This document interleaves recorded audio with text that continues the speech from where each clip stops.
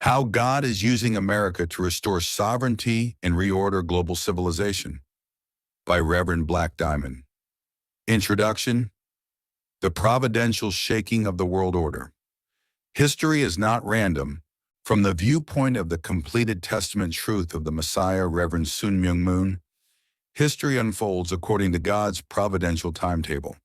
Every empire, every revolution, every collapse, and every rebirth is governed not merely by human ambition, but by spiritual law. When a civilization departs from its original divine mandate, it must be shaken, judged, purified, and reordered. The modern globalist system, emerging after World War II, was not initially evil.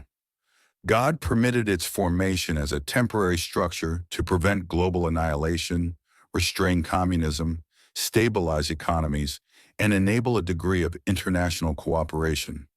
The United States, as a Christian-rooted nation, was positioned as its central pillar.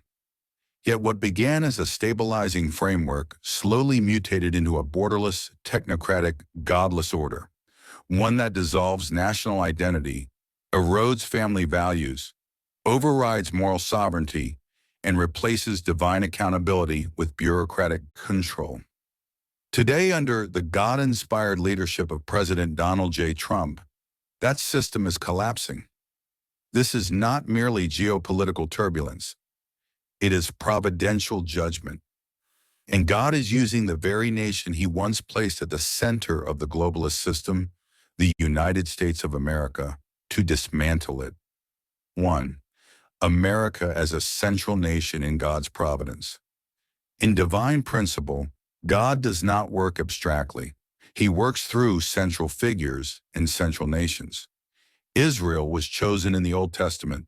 Rome prepared the roads for Christianity. Britain spread global infrastructure, and America emerged as the central nation of the modern era. Reverend Sun Myung Moon, Christ of the Second Advent, consistently taught that America was founded not merely as a republic, but as a covenantal nation, rooted in biblical ethics, individual conscience before God, and the sanctity of the family.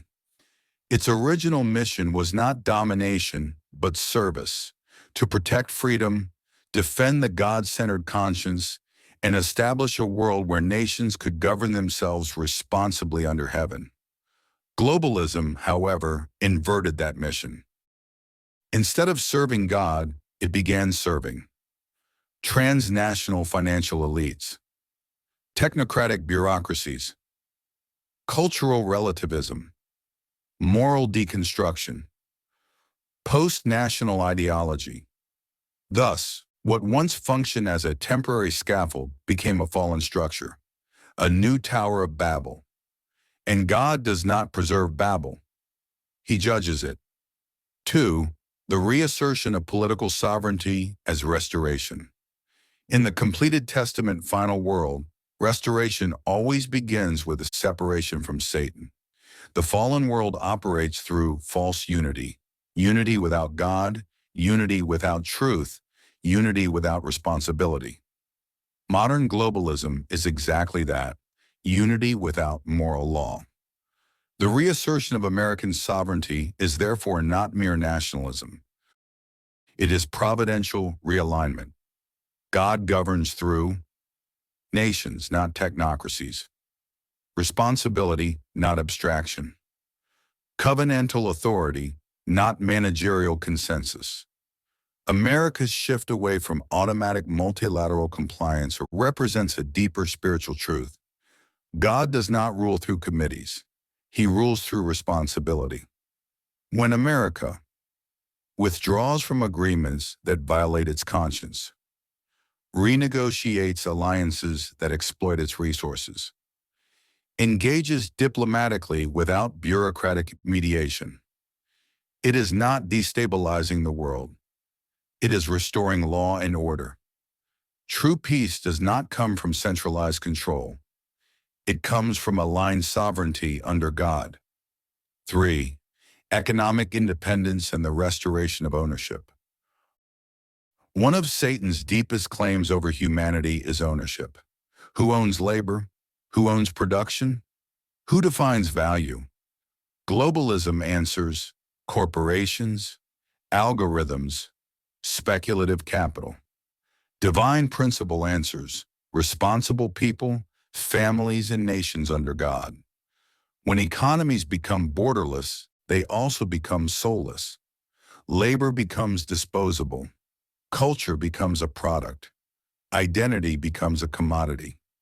America's economic recalibration, reshoring production, protecting domestic labor, reclaiming supply chains, rejecting exploitative trade structures, is not protectionism. It is providential ownership restoration. God never intended humanity to be dependent on distant systems that no one can morally regulate. He intended stewardship, not servitude. 4. Cultural sovereignty in the battle for civilization's soul. Globalism is not merely political or economic. It is civilizational. It seeks to replace faith with technocracy, family with fluidity, moral law with relativism, God with governance. This is Babel reborn. When a nation insists on defining marriage, gender, education, morality, identity, it is not being oppressive. It is exercising God-given jurisdiction. Culture is not meant to be dictated by unelected international panels. It is meant to arise from God-centered conscience. America's resistance to global cultural homogenization is not regression. It is restoration. 5. The collapse of multilateral absolutism. For decades, global institutions functioned with unchallenged authority. Their decisions were treated as moral imperatives rather than administrative opinions. But divine principle teaches that no human institution is permanent. When organizations drift from their original purpose, they lose heaven's protection. America's conditional participation in these systems signals a profound truth. Authority must be earned. Power must be accountable. Leadership must be moral. This is not chaos. It is maturation. 6. The stone from the north. America is an instrument of judgment upon the earth. Biblically, a stone represents judgment, foundation, and divine intervention. David's stone shattered Goliath. Daniel's stone shattered the kingdoms of men. In this era, America functions as a shaking stone, not to dominate but to expose.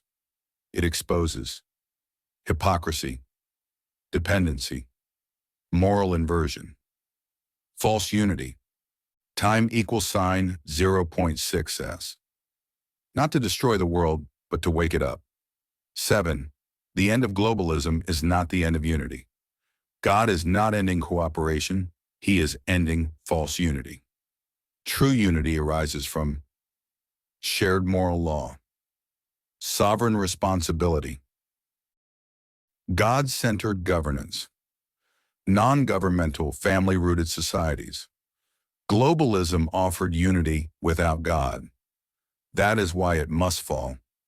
The birth of a providential reset. What we are witnessing is not a political season.